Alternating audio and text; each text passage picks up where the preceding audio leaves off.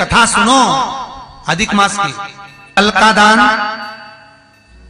मूंग का दान है, मालपुए पर जो दान होगा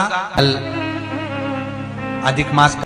इसी मथुरा की भूमि पर मुझे भगवान विष्णु चाहिए। अधिक मास का पावन प्रसंग और उसमें शंकर की कथा जो जीवन का सुख प्रदान करने वाली है, आनंद देने वाला, जीवन के लक्ष्य तत्व को निश्चित कर भगवान के चरणारविंद का अनुमोदन कराने वाली है। ऐसी पावन कथा अधिक मास में श्रवण करने का सौभाग्य अपन सभी को प्राप्त हुआ है। शिव कथा कह रही है,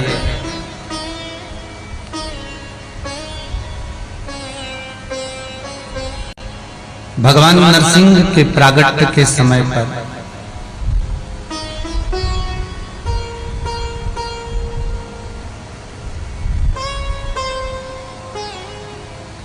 न दिन में न रात में, न अंदर न बाहर, न अस्त्र से न शस्त्र से, न नर से न पशु से,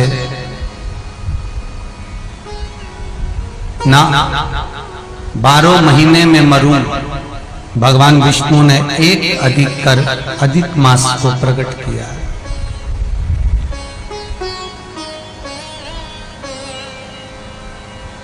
जिसको सारी दुनिया ने नकारा,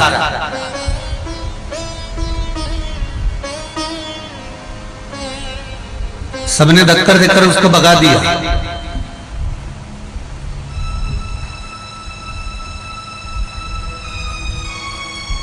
और महाराज भगवान शंकर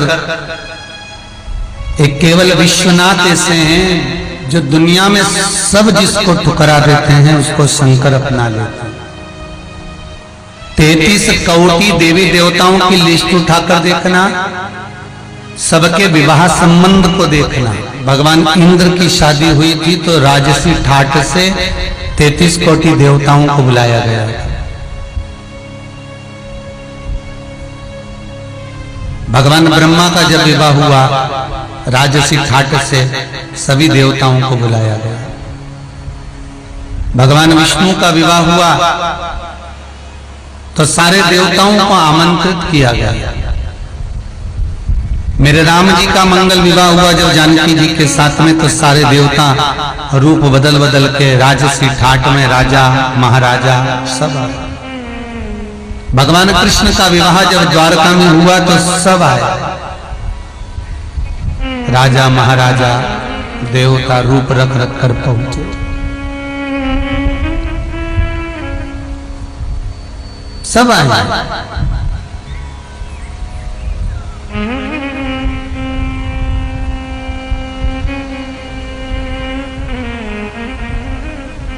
सारे धनपतियों को, पैसे पतियों को, लखपतियों को, करोड़पतियों को, भगवत प्रेमियों को, सबको आमंत्रण निमंत्रण दिया गया और सब पधारे। पर सारे देवताओं में एक देव ऐसे हैं, वो भी देवों के देव महादेव, जिनको कोई ने नहीं बुलाया, उनको भगवान शंकर ने निमंत्रण कार्ड जरूर पहुंचाया। भूत, प्रेत, चुड़ैल, डाकनी, पिशाचनी, आत्माएं, कोई ऐसा देवता, कोई एक देव ऐसा बता दो जो जिस देवता ने इन भूत चुड़ैल को, इन डाकनी पिशाचनी को, इन प्रेत आत्माओं को बुलाया। आप किसी को कथा भेज रहे होगे, लिंक भेज रहे होगे कि कथा सुनो अधिक मास की, शिव महापुराण, तो वो भी आपको धन्यवाद दे रहा होगा। बहुत अच्छा भैया, आपने लिंक भेजी, हमने कथा सुनी, बहुत बहुत धन्यवाद। मलमास ने अगर प्रणाम करा तो भगवान शिव को प्रणाम करा, भगवान भोलेनाथ को प्रणाम करा। भगवान ने पुरुषोत्तम नाम दिया, आज की कथा। कल का दान है मूंग का, और मालपुए पर जो दान होगा वो है बादाम का। कल का दान मूंग का दान है और बादाम का दान है मालपुए पर। तो कल का दान मूंग का दान, हरी मूंग का दान करिएगा जीवन में समृद्धि सुख आनंद पाने के लिए। भाव से आज की कथा को विराम देते हैं। सभी दानदाताओं को जो गौशाला के लिए, वृद्धाश्रम के लिए, कुबेरेश्वर मंदिर के लिए दान दे रहे हैं, उनको बहुत बहुत साधुवाद, धन्यवाद। हर हर महादेव। नारायण चाहिए मुझे। शिव कह दिए तथास्तु। आखिरी दिन भगवान विष्णु आ गए। मलमास, आश्विन का मलमास पूर्ण हुआ, पुरुषोत्तम मास पूर्ण हुआ, अधिक मास पूर्ण हुआ, विष्णु भगवान विष्णु। चारों तरफ आनंद समाहित हो गया, जहां तहां देखो सुख ही सुख। ओम नमो भगवते वासुदेवा।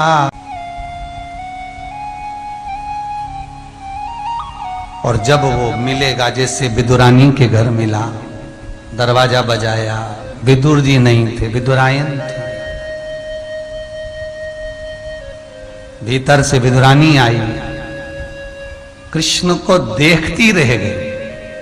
अंदर आ गए भगवान, विदुरानी का हाथ पकड़कर अंदर लाए। विदुरानी बोली आइए बैठो। नई जो पलंग बनाई थी भगवान के लिए, वो तो खड़ी की खड़ी रह गई। जो टूटी हुई पलंग थी, जिसकी रस्सी को ऊंदरा ने, चूहे ने 14 जगह से काट रखा था, 14 जगह से कटी हुई रस्सी की पलंग नीचे बिछा दी। विदुरानी कह रही है बैठो। भगवान कह रहे हैं इस पे। विदुरानी बोली नई है।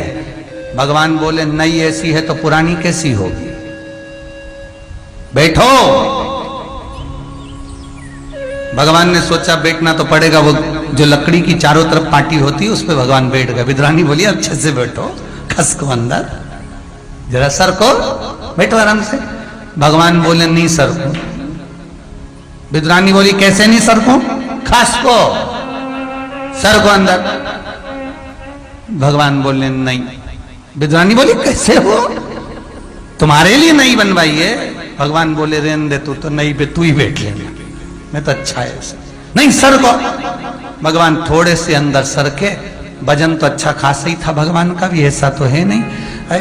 जो रस्सियां चारों तरफ बंधी थी, जिसकी रस्सी को चूहे खा गए तो वो नीचे लटक रही थी, सारी एक साथ बैठते से अंदर जैसे ही सर के सब टूट गई। भगवान अंदर भर गए, पांव उधर, भगवान इधर। विदुरानी बोल रही कैसा लगा।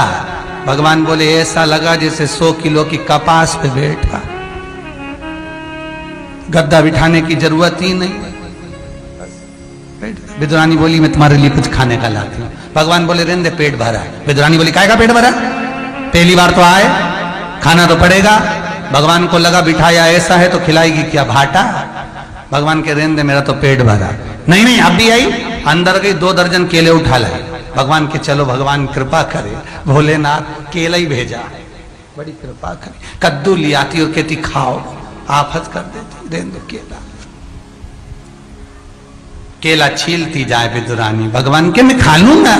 विदुरानी बोले काय को खा लूंगा, छील के दूंगी। भगवान को क्या मालूम था कि छिलके ही देगी, वो तो भगवान छील के दूंगी, छील रही है। केरे के छिलके भगवान को दे के अंदर की गिरी नीचे फेंक करके लो खाओ। भगवान बोली ये क्या है। विदुरानी बोली केला। भगवान बोले तो नीचे पड़ा वो क्या है, तो कि छिलका। भगवान बोले तुम्हारे यहाँ उल्टा खाते। विदुरानी बोली तो तुम्हारे यहाँ कोई दूसरी डिजाइन का खाते, खाओ, बात कम करो, चलो खाओ। छिलका भगवान खाते जा रहे। विदुरानी कहती जा रही 2 दर्जन तो ये विदुर जी लाए थे ना काका, वो वाले हैं, 2 दर्जन और अंदर रखे, सब तुम्हें खाना है। खिलाती जाए। फिर भगवान के मुंह से निकल गया सब हम खा जाएंगे तो तुम क्या खाओगी। विदुरानी बोली जो नीचे छिलके पड़े वो हम खा लेंगे।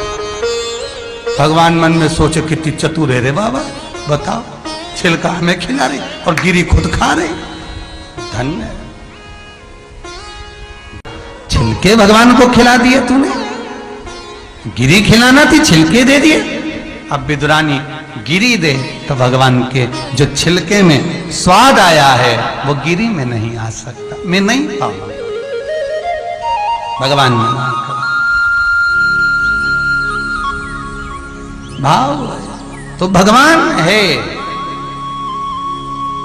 बताओ जीजी, शुद्ध कीर्ति ने पूछा है कौन सा व्रत, कौन सा अनुष्ठान, कौन सा पूजन करूं कि मुझे भगवान इस मथुरा नगरी में आ जाए। वो अनुष्ठान बता दिया जाए, वो पूजन बता दिया जाए।